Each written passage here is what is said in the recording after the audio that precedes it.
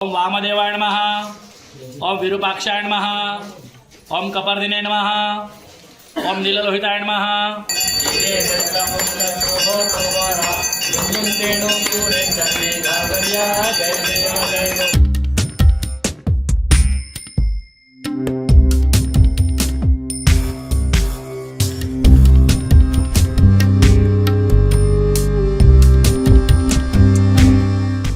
ओळखल्या जाणाऱ्या मार्कंडा देव येथे हर हर महादेवच्या गजरात महाशिवरात्री यात्रेला सुरुवात झाली आहे। आता आहे मी मार्कंडा देव येथे दर्शनासाठी भाविकांच्या सकाळीच मोठ्या रांगा दिसून येत आहे। गडचिरोली जिल्ह्यातील मार्कंडा देव येथे अतिशय असे प्राचीन हेमाडपंथी मंदिर आहे।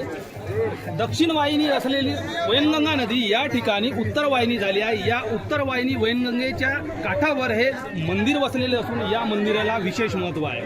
सकाळी आमदार मिलिंद नरोटे यांच्या हस्ते महापूजा झाल्यानंतर मंदिर दर्शनासाठी खुले करण्यात आले आहे आणि दर्शनासाठी खुले केल्यानंतर भाविकांची येथे मोठ्या रांगा दिसून येत आहे। अतिशय प्राचीन असे हे मंदिर असून विदर्भाची काशी म्हणून या मंदिराला ओळख आहे। लगतच्या गडचिरोली चंद्रपूर जिल्ह्यासह तेलंगणा छत्तीसगड राज्यातीलही भाविक येथे मोठ्या प्रमाणात दर्शनासाठी येत असतात। दर्शनासाठी भाविकांना अडचणी निर्माण होऊ नये यासाठी पोलिसांनीही मोठा बंदोबस्त लावलेला आहे।